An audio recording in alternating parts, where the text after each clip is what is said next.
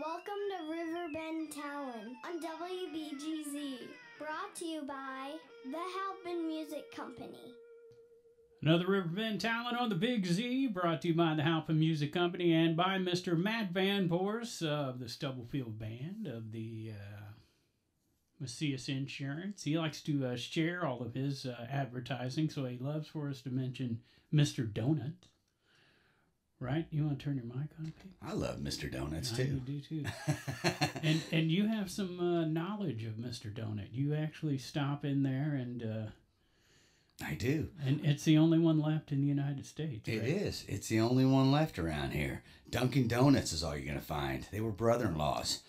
The owner of Dunkin' Donuts and Mr. Donuts, and we have the last Mr. Donuts in the country. And I stop in almost every Tuesday morning for biscuits and gravy. It's a ritual, man. So, do we have the only sea shanty sing-along down at Morrison's Irish Pub at 6 o'clock on We have the only sea shanty sing-along this side of the Mississippi, which is just right there, so it's really not that far. Also going on tonight, Kevin Gruen already underway up at George's Pub and Grill in Jerseyville. Cherry Duncan at Big Daddy's in Edwardsville underway. Scott Marlin started at 5 o'clock at the Farmers Market in Maryville. He'll go till 7 o'clock. Brian Roach already underway over there at Cabin at Judy Creek in Glen Carbon. He goes until 9 o'clock. And let's see, Squeeze Box already underway up the Prairie Inn in Dorsey, starting at 5:30 and going until 8:30. Coming up, Rewind at 6:30 at the Speakeasy, going until 9:30 tonight. The Comparato Trio. Comparato Trio, 6:30 to 9:30 at the Acoustics in the Park, down at Veterans Park in Pontoon Beach. Also down in Pontoon tonight, Money Shot from 7 to 10. Let's see, Porch Cafe is going to do Grafted music in the park tonight at 7 o'clock. The Bethalto Spirits music in the park, that's the Trag Band, 7 o'clock in Bethalto. Truckers, 7 to 10 at Fast Eddie's. And, of course, trivia night down there at the Conservatory, I think. Hamilton Band, 7 o'clock at the Night Market tonight, right here in downtown Alton. They do the open mic later tonight at Ragin' Cajun. There's your Thursday night as far as we know. That's a pretty good Thursday night in our little sleepy community. Anybody out there in a band saying there's nowhere to play, try harder. Well, our little sleepy community is adding a major festival, Big Ben. Well, it's not that it's adding a new festival. It's reviving one of the greats. But it's adding it in Alton. But it was the Mississippi River Festival. Everybody, anybody born probably prior to 1975 at least has heard tale. So the original Mississippi River Fest, it was in the on the campus of SIUE, and it ran from 1969 to like 1980, 81 maybe, somewhere right at the beginning of the 80s there. And it was legendary. People still rave. I mean, like, for a guy like me, in one night they had the band, Dylan, and the Dead. I mean, I don't know if you can find a better lineup for a dude who, that's like right in my wheelhouse, man. Hit me right in my creamy center. But it is in the beginning of the 80s, they announced, I think in 81 they announced that it was not going to happen, and it's gone away. Well, it is time for the rebirth. We'll call it Franken Festival. No, we're bringing it back to life. It's alive. Yes. No, we are happy. We have guests. You should introduce. What's that? We have guests. Yeah, that's what I was going to say. We are happy to have Nick Bifano. What's going on, Nick? Thank y'all for having us. This is awesome. And next to you is Zach Johnson. Welcome to the show. Hey, happy to be here. Yeah, first timer, so watch out. I get handsy under the table. I heard you just say creamy center. The music hit you in your creamy center, so that kind of gave me an idea of what's going to go on here. We're going to be a little aggressive. Throwback to Mr. Donut as well. Yeah, oh yeah, a little callback. Suddenly you're thinking of my Twinkie. And speaking of, you guys got any here? I could go for a Twinkie. I could go for any Hostess product right now. I'd even do a little Debbie. Oh, buddy. Oh, buddy. Twinkie. So, Nick and Zach, in addition, we're gonna talk mainly about the Mississippi River Festival, Sure. the MRF. We're gonna say because we're gonna say it so many times. I don't have time for that. Yeah. Mississippi River Festival doesn't really roll off the tongue too easy, especially multiple times in a row. Right, especially if you pre-gamed like I did. Man. I mean, Why weren't we invited? That's what. you were in here. I was waiting for you out there, man. I kept going. Where are they? Next time. Just trying to get in the MRF spirit, little pregame. Well, I was trying. I was trying to channel the MRF alumni of the past. That, Yes, sir. Anyway, so Mississippi River Festival coming back, and this time instead of the campus of SIUE, we're having it right here at the amphitheater in Alton. Sure. Something like that wasn't really available back in 1969 when they had the first MRF. But one of the things that did make it kind of popular at that time, in addition to its Midwestern, where it was located, geographically, was that it did have sort of a Woodstock issue. It was a grassy area, it was nature, and so now you've got the nice stage, you've got the power. They didn't have all that. They had to build all that, I think, but you got the river right there. They didn't have that either. Certainly. Mm-hmm. I think that, obviously, Zach and I weren't even born when the original MRF was taking place. And, for almost 2.5, 3 years now, we've just been hearing stories such as that about just how impactful and meaningful and iconic this festival was. And as musicians ourselves, it's just inspired us. Like, golly, what a time where you could see legendary acts for so cheap and all right in a row, and just how much it meant to that whole generation of music lovers. We very much recognize that times have changed since then. You can't go see the Eagles for $2.50 on the lawn seat anymore. But we just kind of had this intent, like, man, this name is so iconic, and it's like that. Those memories either pass away as time goes on, or there's a generation that cares enough to preserve it in addition to writing a new chapter of its history. So our intent is not to copycat or to piggyback or to ride on the coattails of this legendary festival, but instead let's do everything we can to honor it, make every decision with the same attitude that was happening back in the 70s. And move this thing forward in 2024. So yes, the venue is different, the bands are different, the location, the city, it's all different. And believe me, I know that like better than anybody because I've heard it from all sorts of places. But one thing we can promise you is that we will continue to put on incredible shows year after year at that amphitheater and beyond.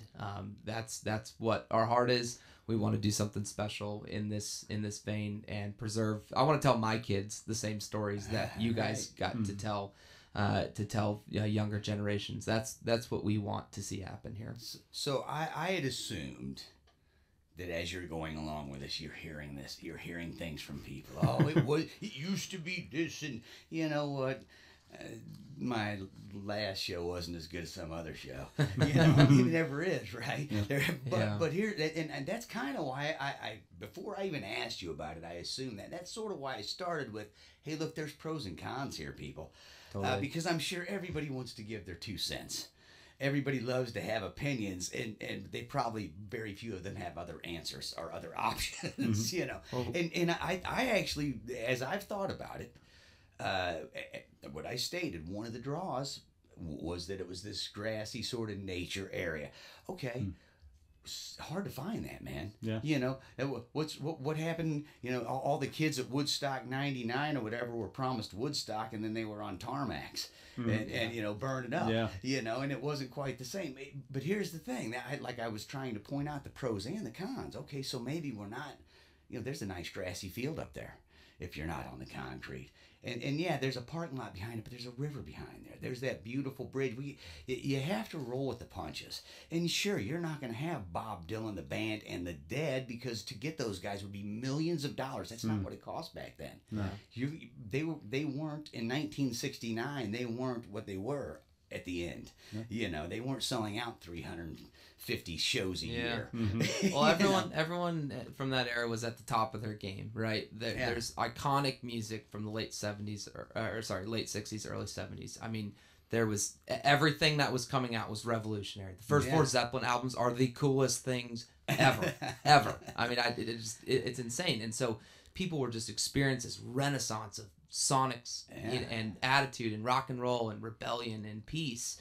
And it's like, okay, those performers were at the top of their game. So what way we can do a similar thing is let's try and find the highest caliber of talent that we can. Yes. You know, but also like if we were to book these $1 million bands down there, think about what those ticket prices would have to be down there. It wouldn't be $2.50 to get in. With Larkin Poe, they just won a Grammy. Last time I checked, a Grammy is the most prestigious award in music, and they won it. And so having them in Alton for Best Contemporary Blues Album, it's like people are in for a real show, man. And this is only year one. Like we have so many plans for the future, for potential multi-day things, possibly even multi-location. I mean, we're dreamers. That's what Zach and I are. You have to be. Yeah. You have to be, man. You don't come up with amazing things if you don't dream. Yeah. You know, and that's for sure. Usually, like, I play the dreamer. Like, so me and my friends throw a festival, and for years we've thrown a festival, and a couple of them are engineers, and they want to be engineers, and I'm a dreamer. Mm-hmm. And, you know, they say, well, you need both sides. You need me to push you into trying to do something that you're like, well, engineering-wise, we can't do that for $23. You know? Well, let's make it work. Let's figure. I mean, but the guys who put together the original MRF were dreamers too. That's how it got to be this legendary thing. And they're like you say, people tell stories upon stories. And so our sister station, MyMix 94.3, I DJ on there, and regularly we play Jackson Browne Running on Empty. Everybody hears that song, and hardly anybody knows it was wrote at the Holiday Inn right down at 270, right after an MRF. Yep. Mm-hmm. And Jackson Browne himself played 3 different MRFs. He, I think it was like 76. He was the backup band. They were the backup band for Yes. Mm-hmm. The next year they were the backup band for America, and then like 2 years later he got to come on as just Jackson Browne. You know, and that's the year he wrote Running on Empty, right there in that Holiday Inn. You know, Insane. now that's a tune.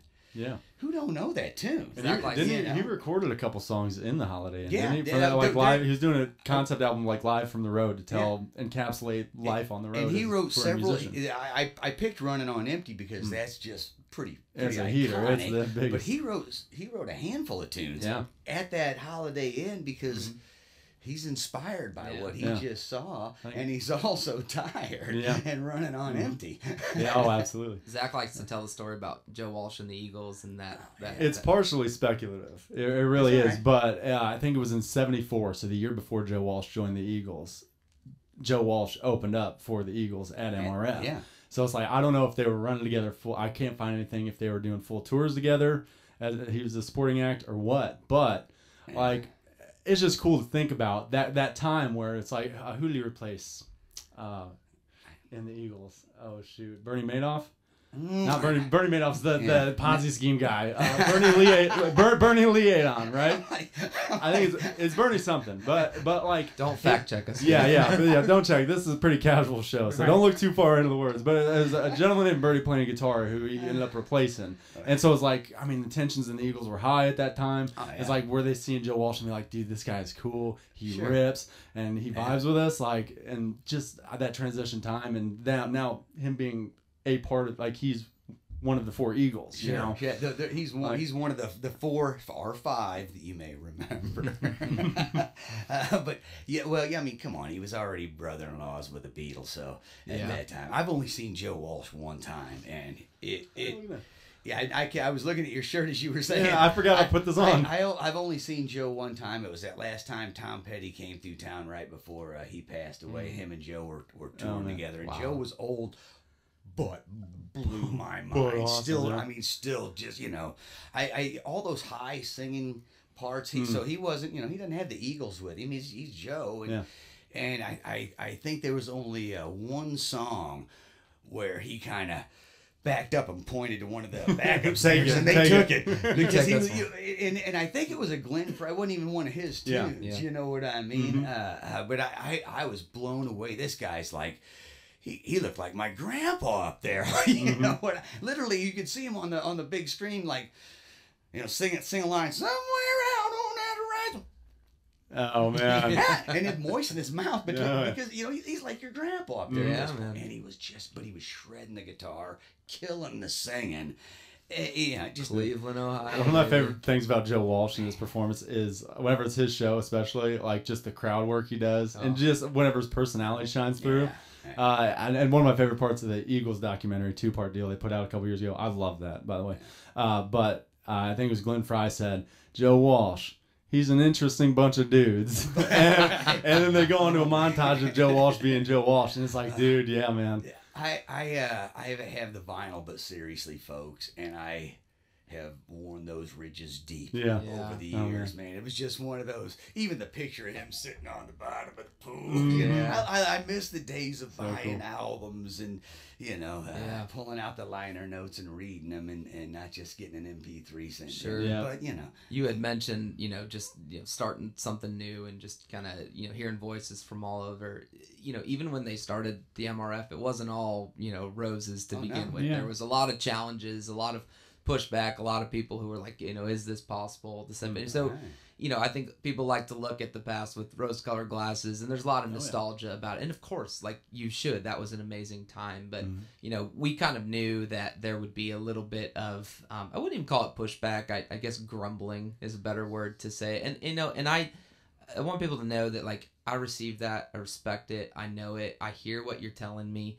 But my, comeback to them or response to them is like, hey, either, like I said previously, either this kind of dies or there's 30-year-olds like Zach and I who are into Joe Walsh, who are into the Eagles, who are into the Dead, who are into all these bands. And we're like, hey, long after you're gone, the MRF is still going to live. Yeah. And that's kind of the intent. Like as you kind of said, Pigpen, being a dreamer, it's like, I know we can have elements of that back in our Riverbend community. And it's not just about putting on a cool festival at the amphitheater every year. It's also about including and celebrating, all those names that you read at the top of the hour there about who's playing here. Yeah. This is a great town for music. St. Louis Metro and St. Louis proper is a great place for good rock and roll blues music, and I'm tired of people saying it's not. No, I mean, drive us crazy, and we talk every week about the king of rock and roll is from here, from East St. Louis. Chuck Berry's first show was with Johnny Johnson in East St. Louis on New Year's Eve. Yes, man. His saxophone player got sick. He couldn't find anybody else who didn't have a gig on New Year's Eve, so he calls up this kid Chuck Berry, and next thing you know, we're the home of rock and roll. I mean, no one rocks harder than Chuck Berry. There's something about the heartland, man, that just like we're here, we're by. The best music's always been made by the river, Nashville, Muscle Shoals. I mean, it's here. We've been discussing it for 8 years on this show, and it's so many people don't get it. Sure, we got a statue of Miles Davis, and this is the home of Miles Davis, one of the great improvisationists of all times. However, nobody wants to give East St. Louis, Illinois, specifically, the credit it deserves for creating rock and roll. You got Ike Turner and Johnny Johnson. Yeah. You got Albert. I mean, there's just so many. And that's why a guy like Jackson Browne shows up here and writes big hits. Yeah. There's something about here. There's ancient mounds all around us. Amazing. This ain't the first time. Yeah. People have showed up here. Absolutely, man. To tap into it. Part of our intent with the MRF too is we want to give these artists who are traveling all across the country, when they come to Alton, the best experience. Like we want them to know and love the town that we know and love. So we're planning in their green rooms to have Old Bakery beer, Moondrop. I mean, as much local stuff as we can there. To have runners that are able to take them around town. Check out local music shops. We've partnered with Riverbend Records on a lot of things. We're trying to make sure that if you need to get out and go check out a cool vinyl shop, we've got one of the best right up the way there. And then hopefully, as the music community, for as big as it is, it's also very tight knit. They start, man, that Mississippi River Festival, that was awesome. They treat us well, and that amphitheater right there on the water is awesome. So you're talking about letting them have a taste of the local scene, and I can't remember. It was Randy Bachman, and I don't know if it was in BTO or during the Guess Who era. For some reason, Randy Bachman was in town, and you know what he wanted to do when he was here? Go antique shopping. Oh, and man. that was his thing. He wanted to go up and down the antique shops Yeah. in our town and see it. And you, like you say, having a runner who can take someone, you never know what someone's going to be like. I had. Move your microphone over. You keep going off. I'm doing a whole lot. He's excited. Yeah, I usually have headphones on to help that's why control I'm letting me. him know. So you never know what someone's going to be into. A few years back, I had a band, Reverend Peyton's Big Damn Band, play at my festival, and wouldn't you know it, Reverend Peyton loves fishing, and we were on a private fishing lake. That he's like, he was excited about it, and it was something that I wouldn't have known. I don't know the guy, I just know, I just know that he likes the blues. Did he catch anything while he was out there? Well, he had to see a doctor to get rid of him. What stays in on? Oh, dude. So you know what? I personally think it is super exciting to see the Mississippi River Festival come back. And even though, so I didn't get to go to any of them. I was too young at the time. I was born, but I was just a wee lad. And I've just heard the legends of it, of all these great people that play there and the great shows. To me, I see it like you see it, though. You can't relive the past. You can try, and it's fun. I followed the Grateful Dead till Jerry Garcia died, and I've been trying to catch that train of festivals and other shows ever since, but you can't really recreate that necessarily. You have to roll with the punches. It doesn't mean you can't pay homage and have a flavor of what it used to be. But again, those were the up-and-comers at the time. Totally. Nobody knew exactly who a lot of these people were when they were coming through. Some of them you did. Sure, everyone knew Bob Dylan's name when he showed up, but it's because he fixed a transmission like nobody's bit. No, I don't know. Anyway. It's just getting people to fall in love with live music again, man. Like, it's such a central part to our community. And so, if you put on a cool event at the amphitheater, I hope people get to hear these bands for the first time or second time, whatever, and just fall in love, and it makes them go, you know what? That's a great way to spend Friday. I'm going to go out to Bakers and Hale and catch a show. I'm going to go out to the conservatory, wherever. It just has to, there's something about music, as you guys know, as music lovers. It's just this intangible thing where it's a glue, man. We don't have to agree on anything, but we can sit down and listen to a cool band and have a good human experience together. And I think that music has lost its value throughout the past few years. You call it streaming, you call it whatever, where it's just kind of just become this thing that's like just background, right? Or it's not something like when you had to buy a vinyl record, you had to go out, buy it, you'd look at the liner notes, and you'd have to physically put it on. And listening to music became an activity, right? And then when you got to see them come to the, wherever, it's like, oh man, this is it. Now, music is just, we just put it on our trucks, put it on, or whatever. Now, I know there are people who are still, deep music lovers, but as a community, I'm praying and hoping that that can just kind of rise to the forefront of man, this is central to who we are. This is a good thing. I'm going to support this both nationally and locally. And why the hell not? Can we not have it, here in Alton? Like you were saying, when you used to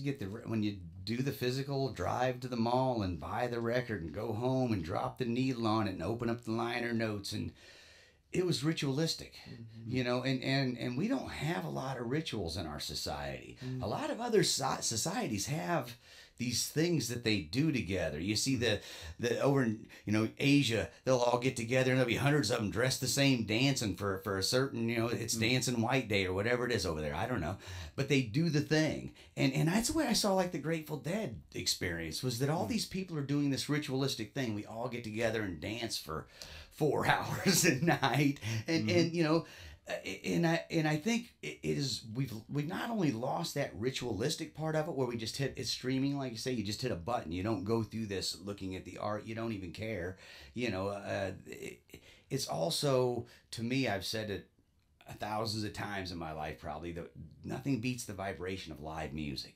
Sure, you can put on a great album and you can put on headphones with that album, you can you know, you put on whatever it is, whatever way you like to listen to music, 8 tracks, however it is you like to listen to it. But the waves, like the MP3s, they're taking out frequencies. CDs, they took out frequencies from albums. They're making the music smaller and smaller, and the vibrations mean slightly less as time go on. It's more or less just ear candy. That's just where I feel like that's where live music really hits harder these days, because there is the full frequency. There is the air movement. You know, some people might have speakers they can turn on with an album loud enough to push some air, but most don't. You know, a little bit, you know. And when you have that vibration of live music, it's spiritual. I think, you know, it's different. You know, I think you can actually prove that financially too, because you look at, you know, the sales of records and downloads and all that. It's dropped over the last how many years. But live music and festivals have grown and grown and grown. There's one every month, every 2 weeks. You can find them all summer long, because the live music has stayed the same. Absolutely. It hasn't changed. And I said that about like whenever like the whole Napster thing came, and before the predecessor to YouTube, and everyone's, you know, so many musicians, Lars Ulrich, were saying, oh, we're giving our, you know, we're giving it all away. And on some hand, yeah, we're giving the industry away. We're giving it away. But you know what? Old fat guys with cigars don't get to decide every song we hear anymore. It's guys who don't even really know anything about music aren't deciding every album that comes out. There's a minutia of crap to sift through is the price we pay. But I said it at the beginning of that sort of the streaming revolution, that the touring bands will survive, because you used to be able to have a one-hit wonder. You got one big hit and you made millions of dollars, and as long as you pay your taxes, you know, you're probably going to be okay. Sure. You can't really, I don't know that you really get to do that anymore. One big hit might make, you know, so you got how many hundreds of thousands of streams. Well, what's a hit anymore? What is a hit? Exactly. It's not even a thing. It isn't a thing. I mean, the only way you get a hit is you get on somebody's playlist on Spotify, and a bunch of people find your song. Yeah. Right. That would be what today's hit would be. Right. You get 1 million streams instead of 1 million plays on the radio, whatever it is. But I don't think it translates to money quite the way that it once not at did. all. Not at all. But the live festivals, you know, we got tons of friends that throw these festivals, you know, and they just continue to grow. And where are these bands selling their downloads and selling their CDs, whatever they're pushing? They're selling those at the festivals. Yeah, you know, absolutely. because you see a band live, you're like, I need more of this. I need to take something home with me from this band. So the landscape's definitely changed, and, you know, like, a lot of people right now are real upset about ticket prices on the national level, and to some extent, Live Nation. Yeah, and I get that. Like, I want my check, Live Nation. Some of it is ridiculous, but one thing's that, like, so our buddies in field who are opening up the MRF, Zach and I work with them very, very closely. Zach's their road manager, and then Tyler, the guitar player, and I own a studio together. So we're real intimate with their efforts.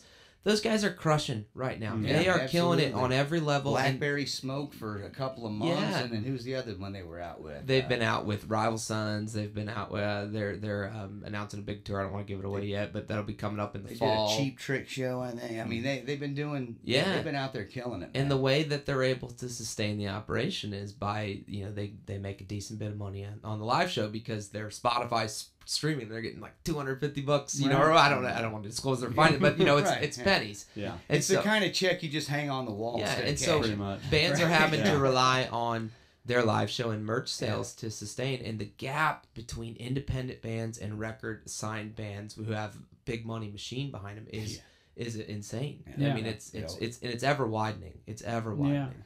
And the digital market is going to continue to change, because, I mean, now it's coming out. I don't know if you've seen one of the latest Rick Beato shows, but they were talking to an expert in the field, and he was talking about how AI is writing these songs for Spotify. Spotify's AI is writing songs, and you know they're going to trigger those to get the most plays. So, I mean, you know, if you want to find real music, get off Spotify. Go out and see some live music, because that's where you're going to find real music these days. And you're guaranteed, because you're looking at the people playing it. You don't, It ain't no robot. I got in this conversation. You turned your mic off. Oh, there you go. Oh, sorry. I got in this conversation a few weeks ago with my 15-year-old daughter, talking about AI, and she's saying, "Oh, AI writes songs, AI writes poems," and I said, "Yeah, I've actually seen it." I said, "But AI doesn't have human feelings. Sure, it can tell you what it's been taught, and just as a weird thing, I said, all right, tell AI, get on your phone, tell AI to write us a song about child abuse right now. Let's see how real that feels." And so she did. She went on to AI and said, "Write me a song about child abuse." And all it did was send her a child abuse hotline number. Oh. Like, it's like, nope, not touching that one. AI knows better, man. You need help? Is this a cry for help? Right. Here's but and I know I hear about all the, AI is writing all this stuff, the music and everything. But it's like, there's a little bit of me that's like, okay, I'd like to hear an AI song that I actually like. I haven't heard. I don't know that I've heard one yet. I mean, besides to laugh at, I love the goofy, like, write a hyper country song, and it's just like beer and trucks and beer, girl and Daisy Dukes. It's like, it's ridiculous, like, just so on the nose. That's it's what awesome. I mean. They seem like they're going to be the most pandering songs ever, because what it knows is what it's been informed, what the data that's been put into it. Oh, you want me to write a country song? What do country people like? Yeah. Huh. Should I start with that? It seems racist. No, I don't know. I don't know. Sorry to the country fans. Sorry to the country fans. But even with all the roadblocks to it, like it's still prominent. I mean, that's how Zach and I connected. Was we did do AI? No, find my best friend. Right. This is awesome. I'm so excited. We're an AI success. Zach put on a show out at a private property up a few hours north of here, and Zach put on this incredible festival, and we partnered on it to some extent, and just we're like, man, this was great. Just people coming together, having a great experience. It was actually for Zach's father's birthday. Yeah, we had like two bands drop out like the week of, and so we're like 3-4 days out, and we're scrambling. It's like we need for sure at least an opener on the main stage before the headliner goes on. And somebody was like, "Hey, why don't you talk to?" I met this guy Nick at church. Why don't you talk to him? He's a music guy. And I'm like, "Sure." So once we got connected, like, it was smooth sailing from there. Like, he put together a band with a couple friends, a couple who had never played with a full band before live, but had great stuff, great songs, but just did stuff as duos. He played in the band. Nick played in the band and put a full band around him. They rehearsed for like 18 hours the day before.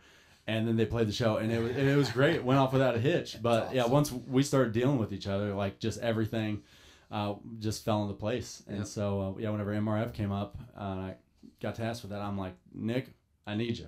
I don't know a whole lot about all the workings of it, and since then I've learned a tremendous amount just being immersed in it. With working with Phil and him, and just being in the studio, Harbor Studios, is like, man, every day is a learning opportunity, and every show is. So I'm just growing, and I approach it with the attitude. It's like, hey, I know nothing, and that's how I did whenever we went out with Blackberry Smoke. Like, I went to the tour manager Paul, and I'm like, "Hey man, I'm Zach. I'm the road manager for Phil, and just to preface, I have no idea what I'm doing. So if I'm anywhere I'm not supposed to be, or we're anywhere we're not supposed to be, or we're doing something stupid, let me know. I'll learn, and we'll fix it, and we'll get going." And by the end, like, we got great rapport, because he taught me everything and was real understanding, and it's just, I mean, the coolest experience in the world. To me, it's always a little, it's usually better to start with that palette of have no expectations, because otherwise your expectations may be over where I'm at. It can backfire sometimes.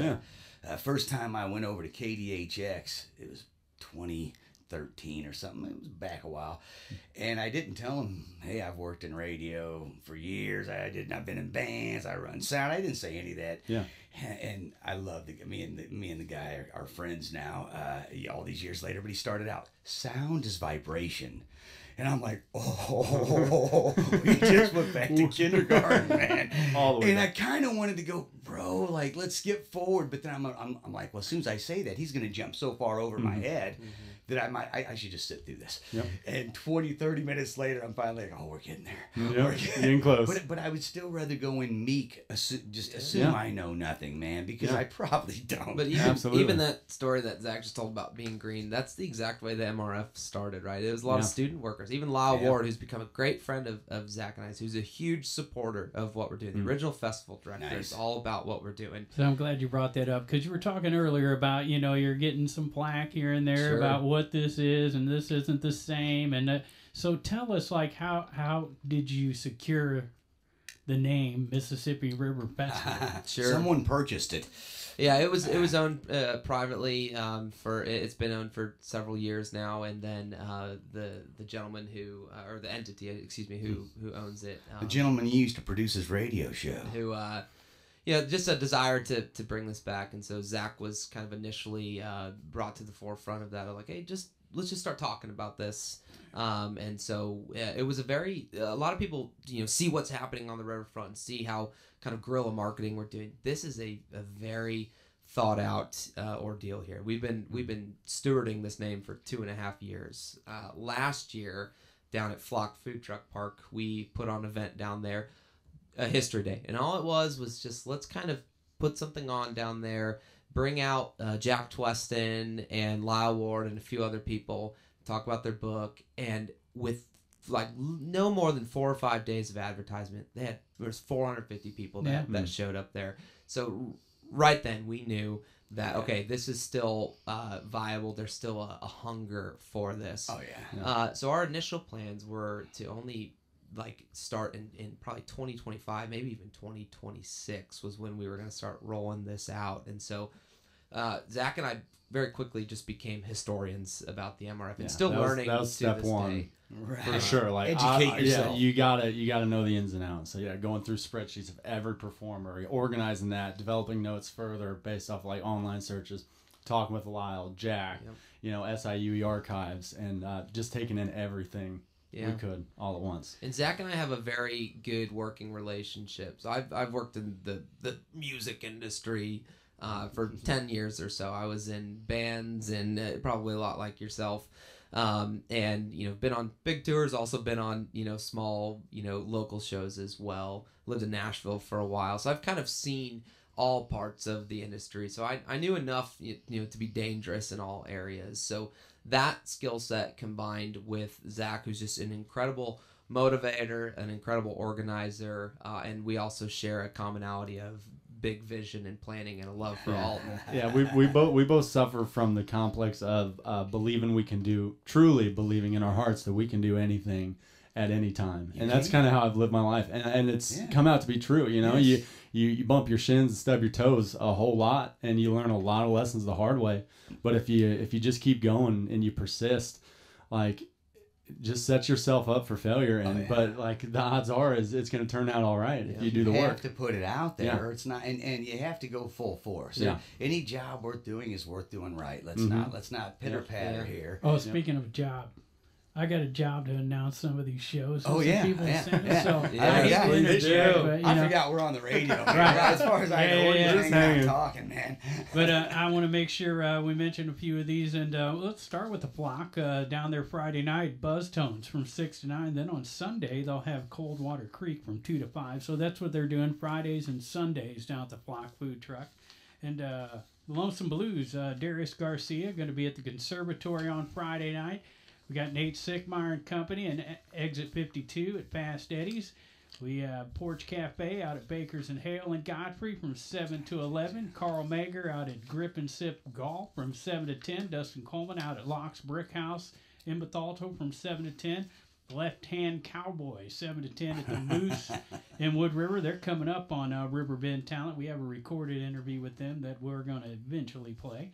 Blackwater Acoustic out at Holiday Shores on the lake at the Marina Bar in Edwardsville. Josie Scott Salvia playing at the Wild E Theater on Friday night at 8 o'clock. And across the parking lot, the Melodies, 9 p.m. at the Backstage Bar. Comedy night, Will O'Donnell, Clay, I can't say that guy's name. Beiersdorfer? Ryan Ballard? Beiersdorfer. That's at Sneaky's Burgers. Strangers at Big Daddy's across the street. Mike Sonderregger, 7 to 10 at Global Brew in Edwardsville. Salmon Creek down at the cabin at Judy Creek. There's your band, Pigpen, Lickety Split. Lickety Splits. They're doing Deutsch Village Inn, 8:30 to 12:30. That is the name of a strip club, not a band. No. True. Flip side, 8 o'clock at Tegan's in Granite. Lazy Lester down at Pavia's Place. Have a pizza and some Lazy Lester from 7 to 10. John Evans up at George's Pub and Grill in Jerseyville. Lanny and Julie at the Pub in Grafton. Bob Gleason at the Bloody Bucket from 7 to 10. Luau Lenny at the Terrace at Aries and Grafton. And Shotgun Creek doing Old Harold Brewing from 7 to 10. Scott Nice. Marley and Carrie Joe up in Highland. And that's it for your. Well, there's more, as you know, but it gets a little bit further out. So let's just, I'm just going to throw one of them out there, and it's because this name goes way back. If it's the same, and that's Dark Horse. Yeah, I wondered the same thing. Playing at H's Bar in Belleville. Dark Horse was a band that was around here, man. How are they? Late 80s, early 90s? Mm-hmm. So I don't know if that's the same Dark Horse or maybe if that's a new band.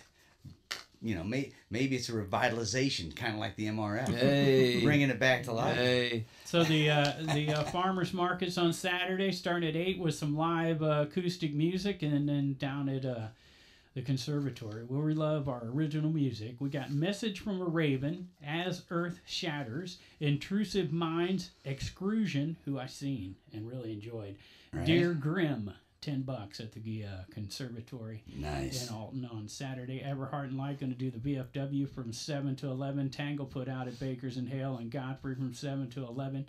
Tim Levine and Gavin O'Brien down at the Pump House in Wood River. And let's see, Cree Rider up at George's Pub and Grill in Jerseyville. Whiskey River at the Brighton Picnic. Grafton's Patriots for the People Ride is taking place in Grafton. The American Standard Band will play at the Hog Pit at 6. Pirates in Paradise and Glendale Riders. 20th anniversary of the Right. Glendale Riders. Talked 20 about years. that last week. That's at the loading dock in Grafton. Scott Logan at Grafton Winery Vineyards and Rogers and Neen House.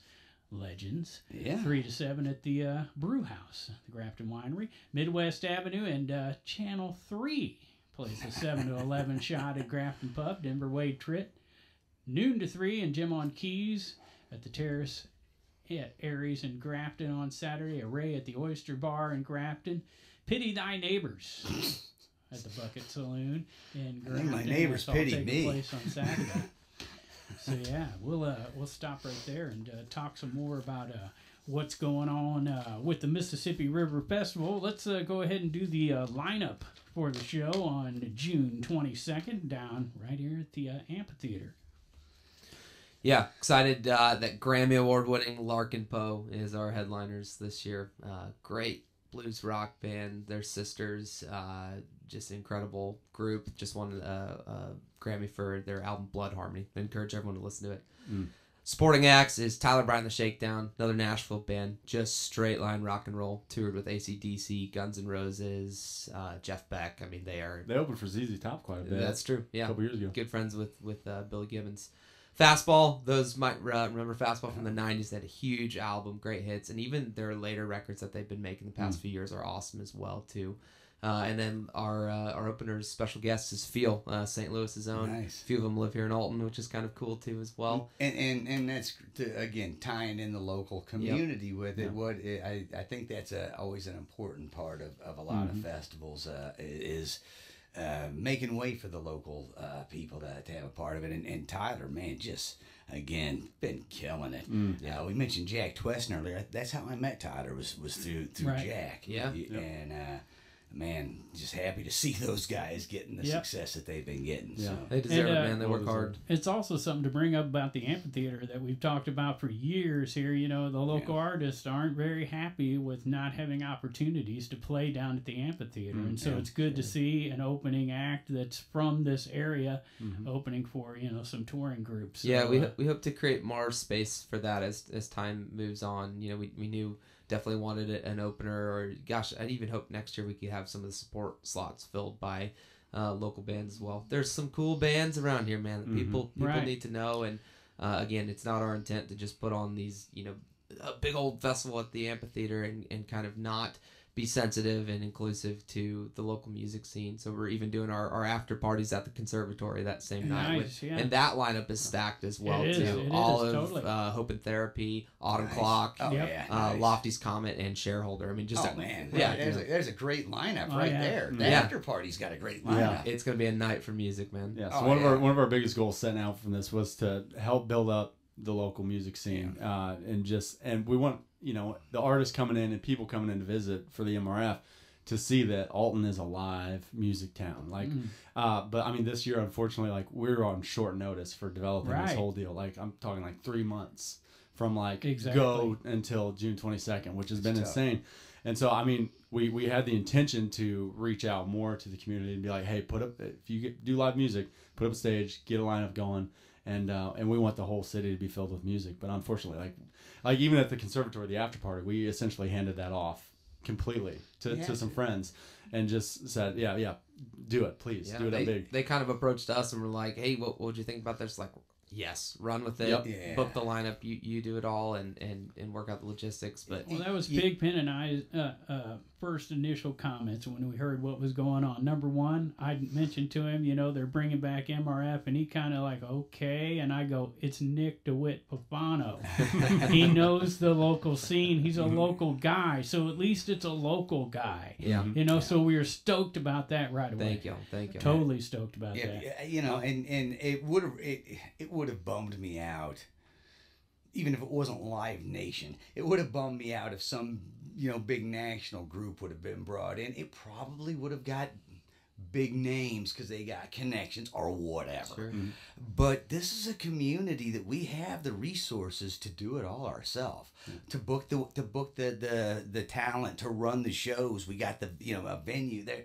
There's no need to go outside our community to throw a really Right. good party. Mm-hmm. And we've been beefed a little bit ever since they moved the Mississippi Earth Tones from Yeah. down there. We were around when that happened. It But was it's- good to see they were it's back down yeah. there. So we're Excellent. feeling pumped about maybe the amphitheater, turning the corner and coming back to the community. Sure. And the next thing though that me and Pigben thought was, they're doing that June 22nd. That's not very far away. They're So this whole thing, like Zach and I are sitting here talking about the MRF, we would be very amiss if we did not just give our whole team a huge shout out for this. So I'm the festival director, Zach's director of operations. Those names really mean nothing. It's kind of everybody, all hands on deck. Titles and names. Man. Like I said, we were initially planning this festival for 2025, and when we sort of became aware that there was a grant being applied for, we were like, man, this is a great opportunity, especially with the F1 powerboat happening that same weekend. Yeah.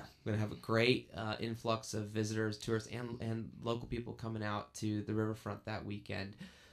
When that grant came through, I came to Zach. I'm like, hey man, what do you think about applying for this, putting a proposal together and going for it? So, I know you guys know, but perhaps your listeners don't. Booking music is like a 12 to 16 month endeavor. I mean, but like I just saw Larkin Poe just announced tours for next year, next May. So people are already putting out inquiries. So to book music, I mean, we didn't confirm Larkin Poe until March, middle of That's March. tight. Yeah, that's tight. That's what we're talking and about. with He throws festivals, and it's like, how are they going to get national acts here in like 3 months? I was going to say that I had a literally like an act I booked in 2021. A band I love the guys. I love to see them. I love working with them. Andy Frasco and the UN, man, they're just a fun bunch. Nothing against their manager.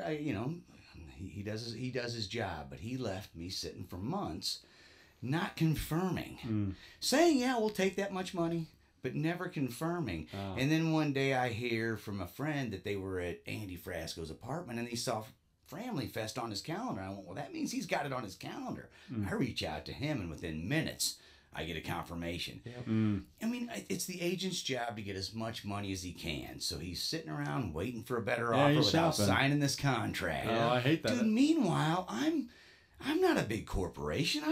This is my money. This isn't somebody else's money. This is no sponsorship money. This is me and my friends saved all year, putting pennies back to do this. Yep.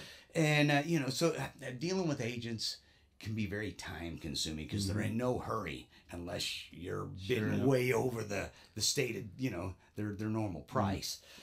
When I first, like he said, when we first heard that date, I went, "What are they going to get in that time?" Believe us, we were a little concerned, but yeah. gosh, it's kind of what Zach had mentioned about just this undying belief that if we put our minds to it, we can do it. And the city has been incredible. Zach's been working so closely with Lindsay. And, Lindsay Younger and Michael Haynes at the Parks and Rec department of the city. Man, they've been incredible every step of the way. Like. I make requests, just ask what we can do and see how to shape it, and they're steps ahead, like in providing stuff. So, and that's been all around from like the full city board, all the way to rivers and routes, and like just all like so. We're with Rex Productions, and then there's the city, and then there's rivers and routes. So there are 3 parties that are working to make this happen, and then not even including F1, but obviously the city and rivers and routes is tied up with that as well. But so there's a lot of people, a lot of different groups, and a lot of groups that kind of butt heads sometimes, from time to time. They don't always agree. And we took that as one of those things. We can do anything if we try hard enough. And we figured early on, it's like, dude, what better way to bring people together that don't typically want to work together or have some bad blood than music, man. Yeah. That's what it's all about. And something that has the clout that MRF holds. Right. Mm-hmm. There's no group around here, Rivers and Routes in the city, and the Park and Recs, the bank, the Liberty Bank that sponsors it. Nobody's gonna go MRF. We don't want nothing to do with that one. I wouldn't touch that one with a 10-foot pole. No. Everybody goes, oh, even if you don't know of it, all you have to do is ask your uncle. Or something, Well, even the bands love the storyline too. ZZ Top closed it out in 1980, and so Feel is talking about how like we're gonna be the first band to play the MRF behind ZZ Top. I mean, what a legacy! Yeah. And even just like things just keep falling into place in the best way possible. And some of it is luck, but others you got to be present to win and knocking at the door. And so even we just did a mural down at right across from the flour mill down there. That came together in 4 days, and we found the perfect artist who's from Alton, who was able to do that, knock that out. We just had a big old billboard put over there on the Lucas Row Apartments, and just this team, this conglomeration of team, all bringing their best skill sets forward. It was a really strong showing, and Zach and I doing our part in getting the right bands on the stage, and it's just setting us up in postured for next year. If we and I know it will be successful. I know every festival is going to have some hiccups. Everything's going to be a little all over the place because we're learning. But this first festival is meant to be, again, a celebration of what can do and what can be built upon. It's like, gosh, next year the sky's the limit. Let's do 5 days of music down there. Let's close down all of Broadway and have a South by Southwest festival. Yeah. Right. The whole, so you say how it's a learning process, and you guys are kind of going into it sort of unknowns to this sort of thing. I feel like every festival I've ever thrown, starting with backyard festivals, 20 years ago to get national acts for multi-day festivals, I always felt like I learned more about what went wrong. There was always like, ooh, well, that went right and that went right. Let's do that again. But there's like a list of things we didn't do right. And that's every year it gets a little better. But every year is all about that, trying not to let it fall apart and learning how to go, oh, next year let's do it smoother. And how many so the first I'm loving hearing that there's future festivals already thought about, because you just kind of wonder after you've seen what's happened down there at the amphitheater, is this a one-time thing that they're getting one shot at, and if it doesn't work, are they how important is it for people to show up to this event? It's super important. Where everything you do is a risk, right? There's big money involved. There's we're bringing in national acts. We totally get that. But it is important for people to show up and give this a shot, and I'm not begging people to come. I don't need you to come. I want you to come, because you're going to miss out on one of the best nights of music Alton's ever had. And I believe that too. And that's not like a diss to anything. It's just like, I just believe in this. And I also, see the ripples that this has out into the community. And gosh, like Zach and I do not want to hog any of this for ourselves. Like No. Zach and I value transparency. We value open-handedness. We value, like you were talking about what you learn from, like Zach can say something to me and I know it's black and white. It's like, okay, this is what we're improving upon. But gosh, if people buy into this vision, I know, I'll say it now on this show right here. All right. That the MRF is going to be one of the biggest festivals in the country Nice. in 5 years. I believe it. Hey, So, you gotta believe it and put it out there. So that's amazing. And you again, as I said at the very beginning of the show, have hit me right in my creamy center here, because you said some. I was aiming for it. More You with the s- creamy center. You I said, love it. you said some magic words that really strike home with me, and that is, I don't need people to come in here. I don't want to talk someone into coming. And so I'm sure you're probably hip to Ken Kesey. Sure. And so the very first electric Kool-Aid acid test, LSD was legal. And they rented an auditorium, and they're going to have this big thing, and bands are going to play, blah, blah, blah. And then the guy who owns the auditorium found out the plans the day before and said, no, I don't care if it's legal. I don't care what it is. You're not doing that here. And all the pranksters are bummed out. And Ken Kesey says, we'll just have it on the public beach. No one can stop us. They said, but we've been advertising for months that it's here. And he says, whoever is supposed to be there will find it. And whoever doesn't find it isn't even supposed to be there to begin with. Oh, man. And it's a horrible promoter's concept, but it's my favorite. I don't want to talk anybody into coming to my festival. I just want to inform you of it. If it sounds like something you're into, come. If it sounds like something you don't like, please don't come. Because I don't want your money so you can be miserable. I want you to dance and laugh and enjoy a good time, you know. And I when you said the statement you made, I thought, oh, this is beautiful, because it's not, oh, just get as many people in so we can get their 2250, you know, or whatever. I mean, there's certainly like marketing tactics involved. I mean, you know, Right. you know, But I love again- you guys, love hanging out with you, but we're here, you know, to talk. But the but MRF, again, you're trying to get the right people there. You're not Totally, just man. trying to pack it so you can fill the wallet. Yeah. It's creating a beautiful thing with the right people that want to see this and want to have a good time. Yeah. And as long as that happens, it's gonna. There's no stopping it. Yeah. Yeah. And you know, okay, true believers, Yeah, man. everybody get in your pockets. No, seriously, I'm super excited, and it is June 22nd. June 22nd. Am I saying that right? Yeah. I'm sorry You're to on it. sober up. I don't know. Gates Things of are 5. Things are getting weird here now. Yeah, and I still got to bring up something because you know, they've had national acts down there, Sure. Yeah. and it's not set up for it. No. It is what we keep hearing. There's no green rooms. There's no restrooms for these people, you know, that are coming in. And so is some of that stuff being addressed? I mean, you know, just out of curiosity, because that's what we hear every time there's a national act down there. Yeah, you it's tough to deal with, and especially the amphitheater being like a 360 venue with parking on all sides, patrons, and just the public can be anywhere. Anywhere, potentially. and it's not And it's- fenced in exactly to keep people out. Yeah, so no much. structures, no infrastructure to house artists and to expand or do anything. It's tough, but It luckily, is. like, I mean, our friends at Coleman Campers, like, they're hooking us up with campers being Nice. for free, just being incredibly generous Nice. because they believe in the vision, which is so cool. That's awesome. And there have been so many elements that have come together like that, just like true believers that understand what we're trying to do and just want to support and put on. But I'm telling you, with what we're saying, the right people will show up, and we're going to show them a show Nice. down there that they've never seen at the Alton Amphitheater. So you're saying nationally touring bands, it's not set up for it. Like, and the amphitheater is huge. Like, that covering is massive. The stage is so wide. The stage So is, I hate to say this, it the swallows stage is people. ridiculous. It You is. could have a full symphony up there, and Yeah. there would be room for a semi-truck to park next to them. And then sure some, you turn the then some fountain off. interpretive dancers on the other side too. You know?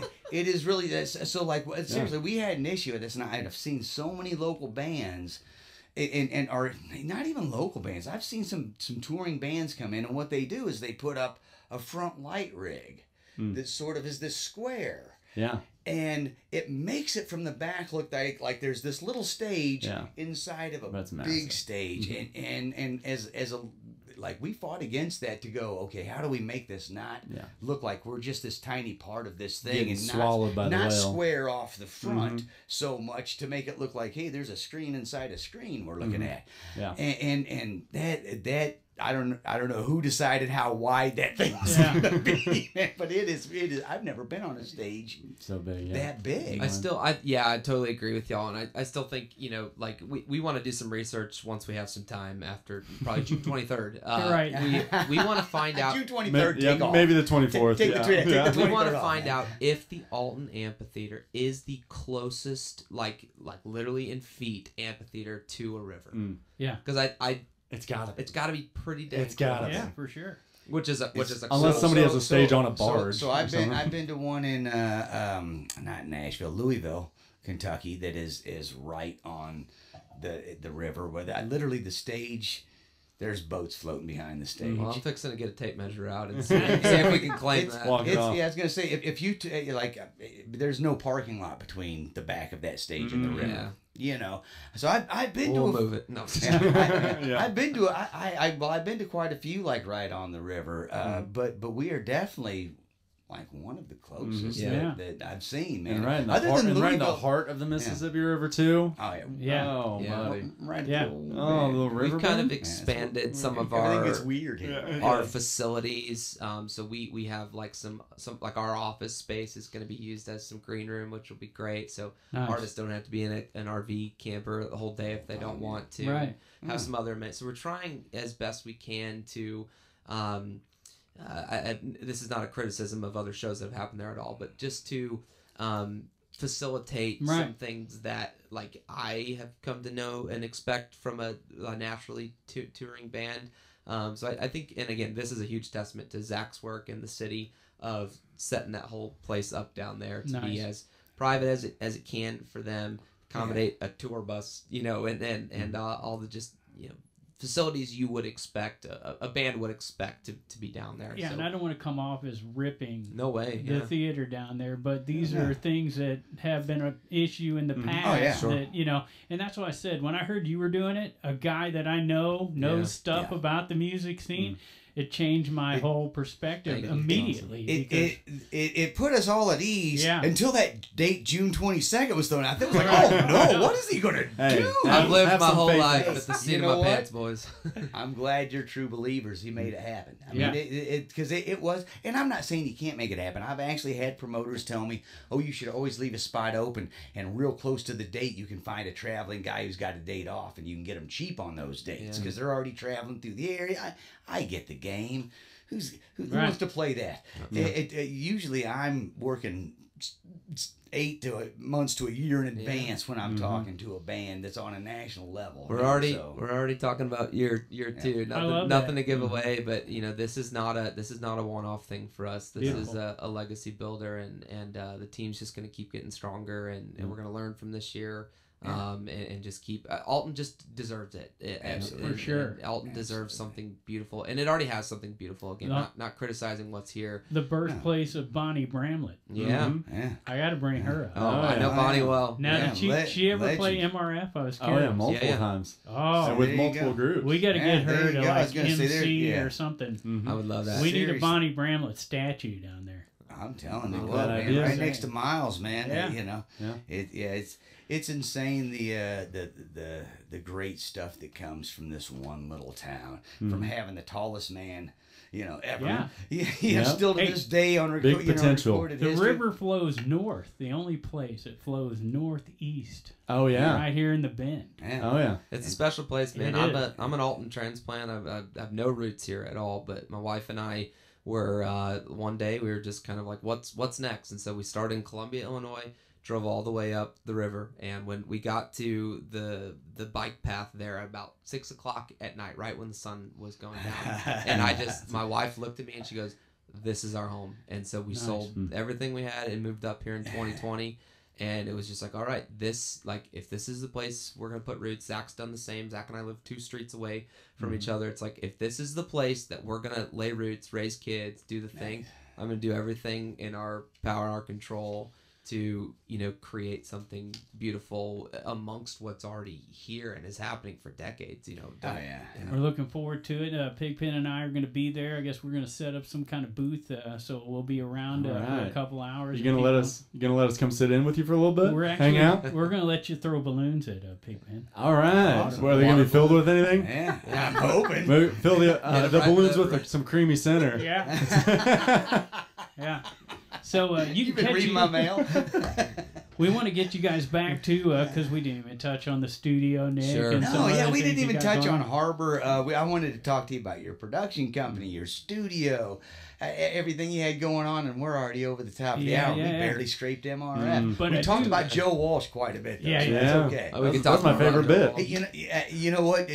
Joe Walsh was in Ringo Starr's first All-Star band with like Levon Helm and Rick Danko. That's cool. And all of them know Bonnie Bramlett and want to play with her. So who don't? I've got to bring Bonnie in. Hey, I do want to mention though that still sexy to tomorrow. This day. Tomorrow, you guys are going to be on Show Me St. Louis. Yep, we're over there for about a half hour with the F1 team, just kind of talking about the whole weekend. We also want to leave you guys with 8 general admission tickets that you're welcome to give away to your listeners, however you guys so choose. Yeah, so we'll have a few left over after we grab. Hey, they're fair game, my friend. One for you and one for the doctor. Just wanted to say thank you for having us on and for the support Big Z's been and your guys' whole entity. It's been awesome. And then Monday, you guys are on Fox too.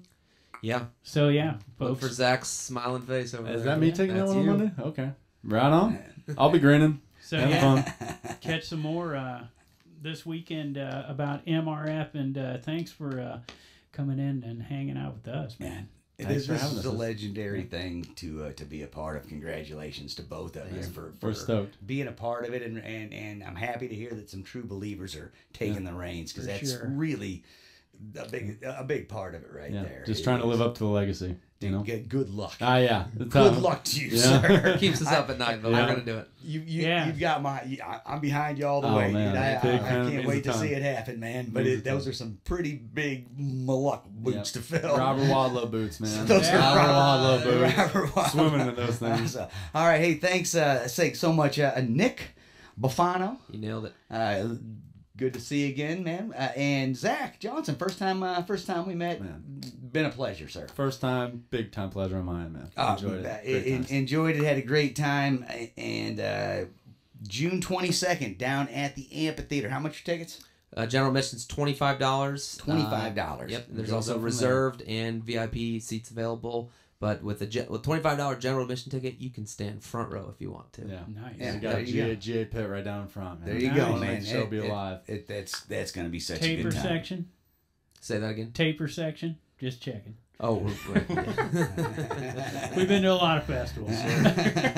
All right. Again, thanks to Zach and Nick. Man, if any of you ever thought, I wish I would have been around in the days of the MRF, even if you haven't heard. Where's Shakedown? It's going where I'm at. It's where it's going to be.